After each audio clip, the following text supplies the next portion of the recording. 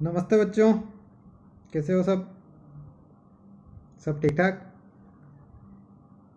चलिए अपन कौन सा पाठ पढ़ रहे थे? मेघदूत पीयूषम, पाठ 5 मेघदूत पीयूषम। और मेघदूत जो कालिदास के द्वारा रचा गया है उसमें से कुछ श्लोक लिए गए हैं, वो पढ़ रहे थे। 2 श्लोक अपन ने पढ़ लिए थे अच्छी तरह से। देखिए मैं डिटेल से पढ़ा रहा हूँ, हो सकता है आप वीडियो को ज़्यादा लंबा देख के बोर हो जाते हो, लेकिन बहुत काम की चीज़ें हैं जो आपके हर जगह काम आएगी।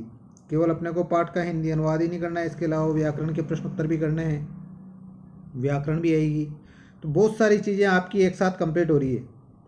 तो इस वजह से ये मत सोचा करो कि वीडियो थोड़ा लंबा हो गया है या बहुत स्लो स्पीड में पढ़ा रहे हैं। ये आपके काम आएगी, इसी वजह से इतना पढ़ा रहा हूँ। बहुत सारे वीडियो मैंने देखे हैं, 10-10 मिनट में एक पार्ट पूरे हो गए। यहाँ पर एक पार्ट पूरा करने में 4-5 घंटे लग जाते हैं, 3-4 वीडियो बन जाते हैं एक पार्ट के। तो उसका कोई तो कारण होगा, इतना समय दे रहा हूँ तो उसका ज़रूर कोई कारण होगा। तो आप इस बात को ध्यान में रखना कि ये जितनी भी चीज़ें बता रहा हूँ सब चीज़ें आपके काम की है। ये देखिए, ये यक्ष है, बादल से प्रार्थना कर रहा है। ये यक्षिणी है जिसको बादल हाथी के रूप में आके और इस यक्ष का संदेश सुना रहा है। देखते हैं तीसरा श्लोक। जातम वंशे, जातम यानी जन्म लिया है, वंशे यानी वंश में, भुवन विदिते, भुवन यानी संसार, विदिते यानी जाना गया। ये वंशे और विदिते, भुवन विदिते दोनों विशेषण विशेष हैं, इस वजह से समान विभक्ति है दोनों में। भुवन विदिते यानी संसार भर में जाना गया यानी जगत प्रसिद्ध। पुष्कर आवर्त का नाम, ये प्रलयकालीन 2 बादल है, पुष्कर और आवर्तक। इनके वंश यानी वंश में, मतलब संसार भर में प्रसिद्ध, संसार भर में प्रसिद्ध पुष्कर और आवर्तक नामक मेघों के वंश यानी वंश में, जातम यानी आपने जन्म लिया है। ये किससे बात कर रहा है? उस बादल से, कि आपने पुष्कर और आवर्तक नाम के संसार भर में प्रसिद्ध यानी जगत प्रसिद्ध वंशे, इन बादलों के वंश में जातम यानी जन्म लिया है। जानामि, जानता हूं। इस जानामि का कर्ता कौन होगा? अहम, क्योंकि उत्तम पुरुष एक वचन की क्रिया है और उत्तम पुरुष एक वचन का कर्ता कौन होता है? अहम। जानामि त्वाम यानी आपको। प्रकृति पुरुषम, प्रकृति पुरुषम यानी मुख्य पुरुष या प्रधान पुरुष, एक तरह से सेनापति या मुख्यमंत्री, प्रधानमंत्री, कुछ भी मान लो। किसका? काम रूपम मघोनः, काम रूपम यानी इच्छाधारी, अपनी इच्छा के अनुसार रूप धारण करने वाले, मघोना यानी इंद्र का। मैं आपको इंद्र के प्रधान पुरुष के रूप में जानता हूँ। इंद्र के सारे कार्य, इंद्र किसका देवता है? बरसात का देवता है। और उसके जो कार्य हैं, बरसात आदि करना, ये सारे काम कौन करता है? बादल करता है, मेघ करता है। तो इंद्र का सबसे प्रधान पुरुष कौन है? मेघ। तो मैं आपको भगवान इंद्र के प्रधान पुरुष के रूप में जानता हूँ। तेन, इसलिए, अर्थित्वम, आया हूँ। अर्थित्वम यानी याचना करने के लिए या मांगने के लिए, याचना करने के लिए या मांगने के लिए। त्वयि, आपके पास आया हूँ, क्योंकि विधिवशात, विधि यानी भाग्य, वशात यानी वश से, मतलब मैं भाग्यवश या मेरे भाग्य में ऐसा लिखा था, इस कारण। दूर बंधुर गतो अहम, दूर बंधु, दूर बंधु यानी दूर हो गया हूँ, बंधु यानी पत्नी से या अपने बंधु से। अभी यहाँ पर बंधु का मतलब है पत्नी। दूर बंधु, पत्नी से दूर हो गया हूँ। गतो यानी हो गया हूँ, अहम यानी मैं पत्नी से दूर हो गया हूँ। तेन, इसलिए, अर्थित्वम, याचना करने आया हूँ, त्वयि, आपके पास। भाग्यवश, मैं पत्नी से दूर हो गया हूँ, इसलिए आपके पास याचना करने या प्रार्थना करने आया हूँ। और आप ही के पास प्रार्थना करने क्यों आया हूँ, उसका भी उसने कारण बताया है याच्या, मैंने अभी इस चुत्तु संधि पढ़ाई थी, उसमें बताया था ये शब्द कि जो याचना शब्द है उसमें अगर ये च आधा रहता है तो इन दोनों की संधि हो जाती है, और च को देखकर ये त वर्ग अपने ही पंचम वर्ग, मतलब च को देखकर ये भी च वर्ग में बदल जाएगा, और च वर्ग का पंचम वर्ण क्या होता है, न्या, और संधि क्या होगी, याच्या। तो मतलब ये याचना है। याच्या मोघा वरम अधिगुणे, याच्या यानी याचना करना, मोघा यानी असफल होने पर भी, वरम यानी श्रेष्ठ है, अधिगुणे यानी गुणवान व्यक्ति से। गुणवान व्यक्ति से याचना करना असफल होने पर भी श्रेष्ठ है। भले ही अपनी बात पूरी नहीं हुई हो, उसने अपनी बात नहीं मानी हो, फिर भी हमें जो गुणवान व्यक्ति है उससे ही याचना करना चाहिए, उसी से कुछ मांगना चाहिए। आगे, न नहीं है अधमे, अधम व्यक्ति से या नीच व्यक्ति से, लब्ध कामा सफल हो जाने पर भी, लब्ध कामा यानी सफल हो जाने पर भी, न यानी नहीं है, और यहाँ भी आएगा वरम यानी श्रेष्ठ। नीच व्यक्ति से याचना सफल हो जाने पर भी श्रेष्ठ नहीं है। देखते हैं एक साथ इसका अर्थ। जातम वंशे भुवन विदिते पुष्कर आवर्त का नाम। भुवन विदिते संसार भर में प्रसिद्ध पुष्कर आवर्त का नाम, पुष्कर और आवर्तक नामक मेघों के वंश से यानी वंश में जातम यानी आपका जन्म हुआ है। जानामि त्वाम प्रकृति पुरुषम काम रूपम मघोनः। जानामि जानता हूँ, मैं जानता हूँ, इस जानामि का कर्ता कौन होगा, अहम। जाना, मैं आपको जानता हूँ, त्वाम यानी आपको, प्रकृति पुरुषम प्रधान पुरुष के रूप में, काम रूपम मघोना इच्छाधारी इंद्र के, आपको अपनी इच्छा अनुसार रूप धारण करने वाले इंद्र के प्रधान पुरुष के रूप में जानता हूं। तेन अर्थित त्वम त्वयि विधिवशात दूर बंधु गतो अहम। विधिवशात भाग्यवश दूर बंधु गतो, जो अपनी पत्नी से दूर हो गया है, ऐसा अहम मैं, त्वयि आपके पास, तेन इसलिए, अर्थित्वम याचना करने आया हूँ या प्रार्थना करने आया हूँ। क्यों? क्योंकि याच्या मोघा वरम अधिगुणे, अधिगुणे यानी गुणवान व्यक्ति से, याच्या मतलब याचना करना, मोघा यानी असफल होने पर भी, वरम यानी श्रेष्ठ है। गुणवान व्यक्ति से याचना असफल हो जाने या पूरी नहीं होने पर भी श्रेष्ठ है, परंतु न नहीं है वरम यानी श्रेष्ठ, अध में नीच व्यक्ति से, लब्ध कामा सफल हो जाने पर भी, या अपनी बात पूरी हो जाने या अपनी याचना मान लेने पर भी, नीच व्यक्ति से याचना करना सफल, वरम यानी श्रेष्ठ, न यानी नहीं है। देखते हैं इसमें प्रश्न। जातम जन धातु कत प्रत्यय,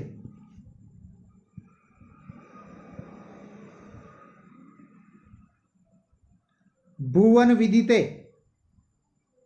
भुवने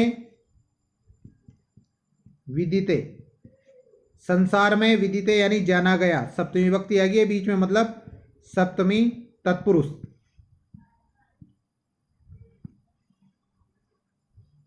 पुष्कर आवर्त का नाम, पुष्करः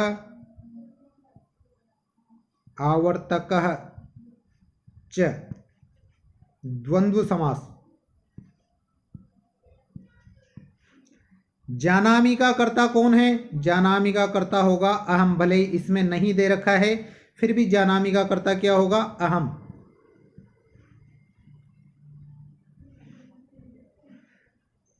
प्रकृति पुरुषम, प्रकृति और पुरुषम समास विग्रह भी ये का यही होगा, विशेषण विशेष से है। प्रधान पुरुष विशेषण विशेष से किस में आता है? कर्मधारय में। प्रकृति पुरुषम में कौन सा समास है? कर्मधारय।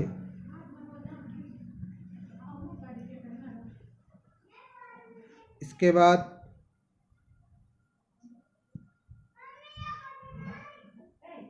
दूर बंधु गतो, दूर बंधु गतः देखिए अगर दूर बंधु आ जाए तो इसका होगा दूरात बंधु, मतलब पंचमी तत्पुरुष। और दूर बंधु गत पूरा का पूरा ही आ जाए तो इसका होगा दूर बंधु गतः ये स, जो अपनी पत्नी से दूर हो गया हो ऐसा व्यक्ति। कौन सा समास? कर्मधारय, सॉरी कर्मधारय नहीं, बहुव्रीहि। लक्षण के आधार पर पहचान हो रही है। ऐसा व्यक्ति कौन है? अन्य पद प्रमुख है, मतलब वो यक्ष है। तो जहां पर अन्य पद प्रमुख हो या लक्षणों के आधार पर पहचान हो वहां पर बहुव्रीहि समास। याच्या, इसका संधि विच्छेद बता दिया है मैंने। याच प्लस ना, इस ना को च वर्ग में बदल देंगे तो यहां हो जाएगा ये, और दोनों मिलके याच्या।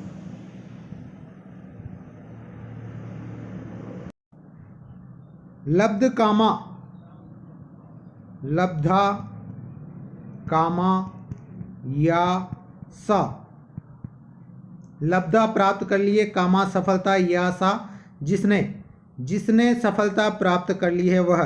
कौन सा होगा यह आपको बताना है, मैं बताऊं? चलिए, इसमें भी है बहुव्रीहि। लक्षणों के आधार पर किसी की पहचान मतलब बहुव्रीहि, या अन्य पद प्रमुख मतलब बहुव्रीहि।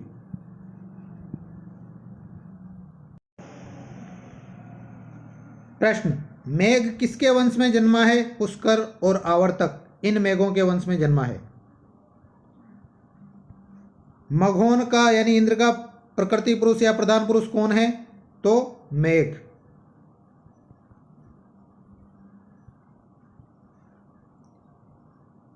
तेन अर्थित्वम त्वयि, इस कारण मैं आपके पास आया हूं। किस कारण? क्योंकि विधिवशात दूर बंधु गतो अहम, क्योंकि मैं भाग्यवश अपनी पत्नी से दूर हो गया हूं। किससे याचना करना श्रेष्ठ है? अधिगुणे, गुणवान व्यक्ति से। या किससे याचना करना श्रेष्ठ नहीं है? अधमय यानी नीच व्यक्ति से। ठीक है, ये बता ही दिया है। जनामी का कर्ता कौन है? अहम।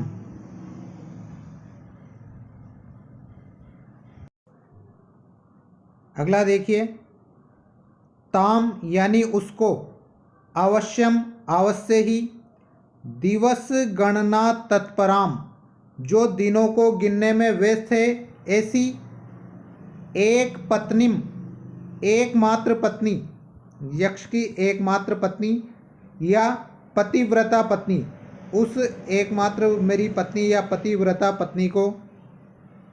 अव्यापन्ना, जो जीवित है, मतलब मुझसे दूर है फिर भी जीवित है ऐसी उस पत्नी को। अविहित गति, अविहित गति यानी अबाध गति वाले, जिसे कोई नहीं रोक सकता ऐसे गति वाले। अब ये किसके लिए आया है? बादल के लिए। द्रक्षेसी, देखोगे, भ्रातृजाया मतलब भाभी। किसकी भाभी है? बादल की। और किसकी पत्नी है? यक्ष की। कि मेरी पत्नी और तुम्हारी भाभी, उसको आप अबाध गति वाले अवश्य ही देखोगे। और वो कैसी है? अव्यापन्ना, जीवित है, मुझसे दूर है फिर भी दिनों को गिनने में तत्पर है, लगी हुई है, मतलब उसे मेरे आने की उम्मीद है, इस वजह से अभी तक जीवित है। ऐसी उस आपकी भाभी को अबाध गति वाले आप अवश्य ही देखोगे। अब जीवित क्यों है? इसके लिए वो कह रहा है कि आशा बंधन, आशा का बंधन, उम्मीद की किरण। कहते हैं ना, उम्मीद पर ही दुनिया टिकी हुई है, जब तक सांस है तब तक आस है। तो आशा बंधन यानी आशा का बंधन, कुसुम सदृशम, फूलों के समान, प्रायशः सामान्य रूप से ही, निश्चित रूप से, अंगना नाम यानी औरतों के, प्रणयी हृदयम, प्रेममय हृदय को, सद्य पाती, शीघ्रता से टूटने से, रुणद्धि रोकता है, विप्रयोगे यानी वियोग के समय, वियोग के समय औरतों का जो फूलों के समान कोमल हृदय है उसको शीघ्रता से टूटने से कौन रोकता है? आशा का बंधन। ये आशा बंधन रोकता है। तो तो इस आशा बंधन का एक तरह से अपन क्रिया माने तो रुणद्धि यानी रोकता है। आशा का बंधन रोकता है, किसको रोकता है, किससे रोकता है, तो सद्देपाती यानी शीघ्र टूटने से। किसको टूटने से रोकता है, कुसुम सदृशम प्रणय हृदयम, फूलों के समान कोमल हृदय को। किसका कोमल हृदय, अंगना नाम औरतों का। और किस समय रोकता है, विप्रयोगे वियोग में। तो देखिए, ताम उस दिवस गणना तत्पराम, दिनों को गिनने में तत्पर, एक पत्नी मेरी एकमात्र पत्नी को, अव्यापन्ना जो जीवित है, अभी तक भी जीवित है, उसको, अवश्यम अवश्य ही, अविहित गति अबाध गति वाले, द्रक्षसी आप देखोगे, किसको, भ्रातृजायाम भाभी को। अगर देखें तो यहाँ पर ताम उसको, दिवस गणना तत्पराम दिनों को गिनने में व्यस्त, एक पत्नी एकमात्र पत्नी, अव्यापन्ना जो जीवित है, भ्रातृजायाम ऐसी आपकी भाभी को, अविहित गति अबाध गति वाले आप द्रक्षसी देखोगे, अवश्यम यानी अवश्य ही। क्योंकि प्रायसो सामान्य रूप से, ही यानी निश्चित ही, अंगना नाम यानी औरतों के, कुसुम सदृशम फूलों के समान, प्रणयी हृदयम प्रेममय हृदय को, विप्रयोगे वियोग के समय, सद्देपाती शीघ्रता से टूटने से, आशा बंध आशा का बंधन ही रुणद्धि रोकता है या उसको टूटने से बचाता है। एक बार देख लो, ताम च अवश्यम दिवस गणना तत्पराम एक पत्नीम, दिवस गणना तत्पराम एक पत्नीम, अव्यापन्ना भ्रातृजायाम, इनको समझ लो भाई, दिनों को गिनने में तत्पर जो मेरी एकमात्र पत्नी है, अव्यापन्ना अभी तक भी जीवित है, भ्रातृजायाम और आपकी भाभी है, उस ताम यानी उसको, अवश्यम यानी अवश्य ही, अविहित गति द्रक्षसी अबाध गति वाले आप देखोगे। अब अभी तक जीवित क्यों है, क्योंकि प्रायसो सामान्य रूप से, अंगना नाम औरतों के, कुसुम सदृशम प्रणयी हृदयम फूलों के समान प्रेममय हृदय को, विप्रयोगे वियोग के समय, सद्देपाती जल्दी टूटने से, आशा बंध रुणद्धि आशा का बंधन रोकता है। आ गया होगा मेरे हिसाब से समझ में, 2 बार बता दिया, फिर भी नहीं आया है तो बार बार रिवाइंड करके देखो। कहाँ तक नहीं आएगा, वो कहते ना, करत करत अभ्यास के जड़े मत हो सुजान, रसरी आवत जाते है सिल पर पड़त निशान। तो ये तुम्हारे सिल पे भी निशान पड़ जाएगा। ठीक है, बार बार देखना, आराम से आ जाएगा समझ में। कुल मिला के बात तो एक सामान्य सी है कि तुम मेरी उस पत्नी को देखोगे और वो अभी तक जीवित है। क्यों जीवित है, क्योंकि वियोग के समय में जो औरतों का प्रेममय हृदय होता है, उस प्रेममय हृदय को आशा का बंधन टूटने से बचा लेता है। बस इतनी सी बात है। अब इतनी सी बात के लिए ये सारा बताया गया है, इसमें एक एक शब्दों का अर्थ दिया गया है। देखते हैं इसके प्रश्न। सबसे पहली बात तो, इस श्लोक को कौन कह रहा है, मेघ कह रहा है। प्रश्न यही आ जाए कि बताओ ये जो लाइन है ये किसने बोली है, या अविहित गति द्रक्षसी ये किसने बोला है, तो मेघ ने बोला है सब कुछ। सॉरी, मेघ ने नहीं, यक्ष ने बोला है सब कुछ। क्लियर कर लेना, वो पहले वाला मिटा के दोबारा लिख लेना, यक्ष ने बोला है। इसके बाद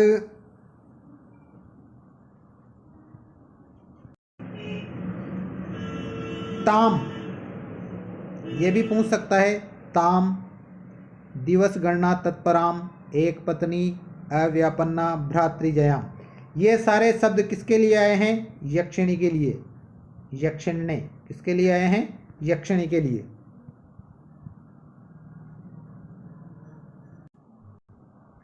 संयोगे, संयोगे का विलोम इसमें क्या आया है, विप्रयोगे। संयोग श्रृंगार और वियोग श्रृंगार होता है ना, तो संयोग का विलोम क्या है इसमें, विप्रयोगी। अब देखते हैं, चावश्यम, च प्लस अवश्यम, दीर्घ संधि,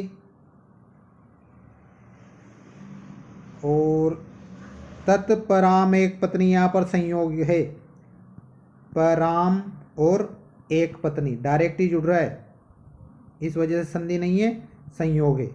संधि कब होती है? जब कोई ना कोई परिवर्तन होता है। यहाँ पर डायरेक्ट इस म में एक ही मात्रा लग रही है।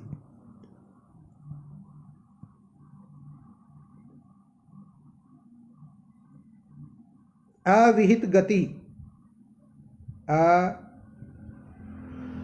अविहित गति किसके लिए है ये शब्द? मेघ के लिए। तो अविहिता स्त्रीलिंग है, इस वजह से गति ही अबाध गति है। यस्से स जिसकी, जिसकी अबाध गति है, ऐसा कौन? मेघ, मतलब अन्य पद प्रमुख है, तो कौन सा? बहुब्रीहि।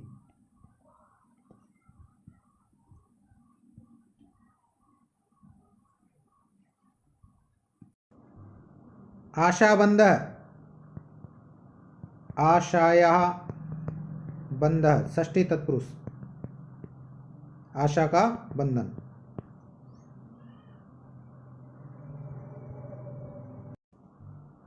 ऋणद्धि, इसका कर्ता कौन है? पहले बताया था आशाबंध। ऋणद्धि का कर्ता कौन है? आशाबंध। द्रक्षसी, देखोगे द्रक्षसी का कर्ता कौन है? ध्यान रखना, मध्यम पुरुष एक वचन है तो द्रक्षसी का कर्ता त्वम ही होगा। और ये त्वम किसके लिए आया है? मेघ के लिए। तो मेघ कोष्टक में लिखना है आपको। पहले क्या लिखना है? त्वम, क्योंकि मध्यम पुरुष एक वचन का कर्ता मेघ नहीं होगा, त्वम ही होता है। अगला देखिए, त्वाम यानी तुम, आसार यानी वर्षा से, प्रशमित शांत करते हो, वनोपप्लवम, वन की उपप्लवम यानी आग को, यानी दावानल को, दावानल जंगल की आग को कहते हैं।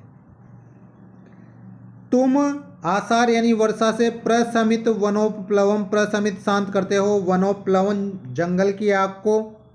ऐसे तुमको साधु अच्छी तरह से मूर्धना सिर पर धारण, मूर्धना यानी सिर पर, वक्षति यानी धारण करेगा।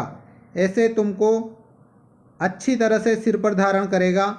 और तुम कैसे हो?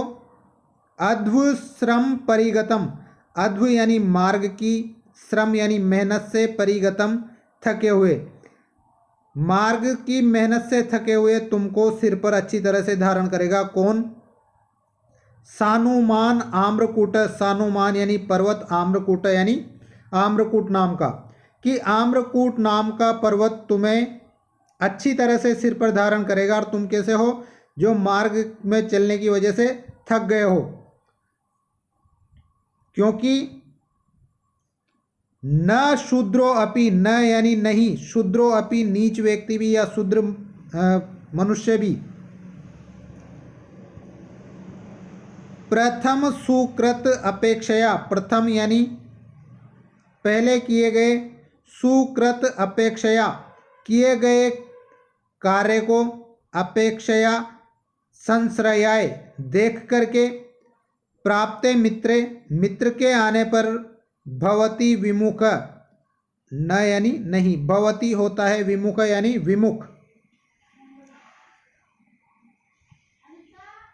न शूद्रो अपि नीच व्यक्ति भी, प्रथम सुकृता अपेक्षया पहले किए गए अच्छे कार्य या एहसान को देखते हुए भी, अपेक्षया संश्रय देखते हुए, प्राप्ते मित्रे मित्र के आने पर, न भवती विमुख, विमुख नहीं होता है, मतलब उसका निश्चित रूप से स्वागत करता है, भले ही वो व्यक्ति कितना ही नीच हो, कितना ही अधम हो।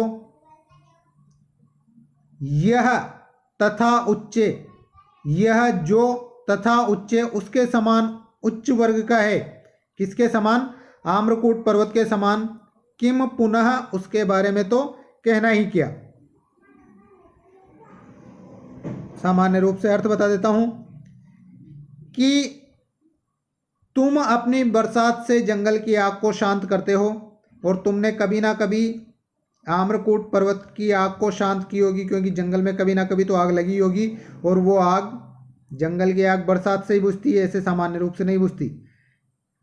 वो आग आपने शांत करी होगी, तो आपने उस पर उपकार किया है, इस वजह से अध्वश्रम परिगतम, मार्ग की थकान से थके हुए आपको सानुमान आम्रकूट, आम्रकूट सानुमान आम्रकूट नामक पर्वत साधुम अच्छी तरह से मूर्धना वक्षति अपने सिर पर धारण करेगा। क्यों करेगा? क्योंकि शूद्रो अपि, नीच व्यक्ति भी प्रथम सुकृता अपेक्षया संश्रय, प्रथम पहले सुकृता अपेक्षया किए गए कार्य को संश्रयाय देखकर, प्राप्त मित्रे, मित्र के आने पर, न भवति विमुख, विमुख नहीं होता है। यह तथा उच्चे, और ये यानी जो तथा उच्चे उसके समान ऊंचा है। किसके समान? आम्रकूट पर्वत के समान। किम पुनः, उसके बारे में तो कहना ही क्या, वो तो आपको निश्चित रूप से अपने सिर पर धारण करेगा। मेरे हिसाब से आ गया होगा समझ में। एक बार बता देता हूं, इन दोनों लाइनों का अर्थ क्या होगा कि आम्रकूट नाम का पर्वत आपको जो कैसे हैं, आप दो विशेषताएं बताई गई है। आशार प्रशमित वनोपप्लवम, जो आप अपनी वर्षा से जंगल की आग को शांत कर देते हो, और अध्वश्रम परिगतम, और जो मार्ग की थकान या चलने से थके हुए हो, ऐसे आपको साधु मूर्धना वक्षति, अच्छी तरह से अपने सिर पर धारण करेगा। क्यों धारण करेगा? क्योंकि शूद्रो अपि, नीच व्यक्ति भी प्रथम सुकृता अपेक्षया, पहले किए गए कार्य की अपेक्षा को संश्रय देख करके, प्राप्त मित्रे, मित्र के आने पर, न भवति विमुख, विमुख नहीं होता है। ये तथा उच्चे, और जो उसके समान आम्रकूट पर्वत के समान ऊंचा है, उसके बारे में तो किम पुनः कहना ही क्या।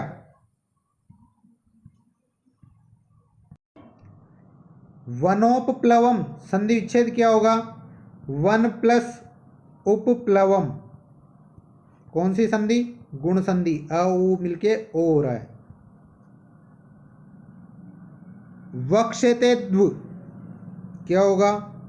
वक्षति प्लस अध्व, ई की जगह ये हो गया, इसका मतलब यण संधि।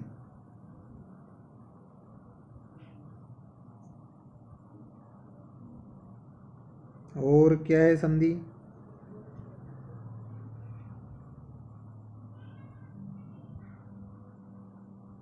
तथोच्चे,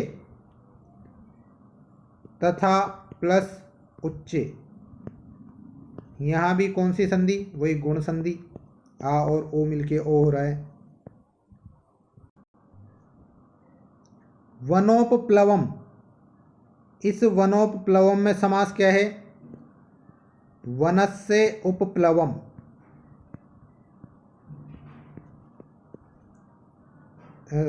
विभक्ति आ गई है बीच में, कौन सी? षष्ठी, तो षष्ठी तत्पुरुष, जंगल की आग।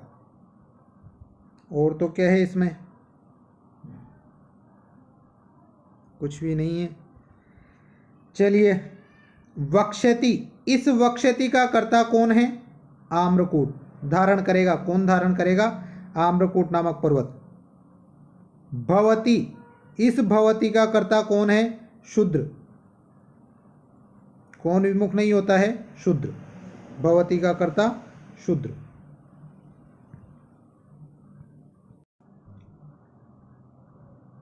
मेघ को मूर्त मतलब सिर पर कौन धारण करेगा? आम्रकूट नामक पर्वत। ऐसा आ जाए कि मेघ को कौन धारण करेगा, तो उसका उत्तर होगा आम्रकूट नामक पर्वत।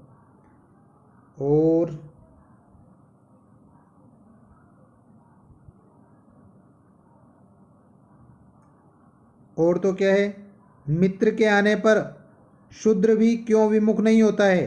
प्रथम सुकृता अपेक्षया संश्रयाय, पहले किए गए उपकार की अपेक्षा करके। ठीक है, ये श्लोक कंप्लीट हो गया है। अभी तक अपने केवल 12 में से 5 श्लोक कंप्लीट हुए हैं, है ना? तो ये देख लेना, 12 में से अभी तक 5 हुए हैं। ये आपको कैसे पढ़ना है। अगर आपको लग रहा है कि मैं बहुत धीरे पढ़ रहा हूँ तो कमेंट में या ग्रुप में बता देना। ये पाठ इसके कितने 7 श्लोक बचे हैं, 7 श्लोक कल आधे घंटे के वीडियो में पूरे हो जाएंगे। ठीक है, इतना काफ़ी आज के लिए। धन्यवाद।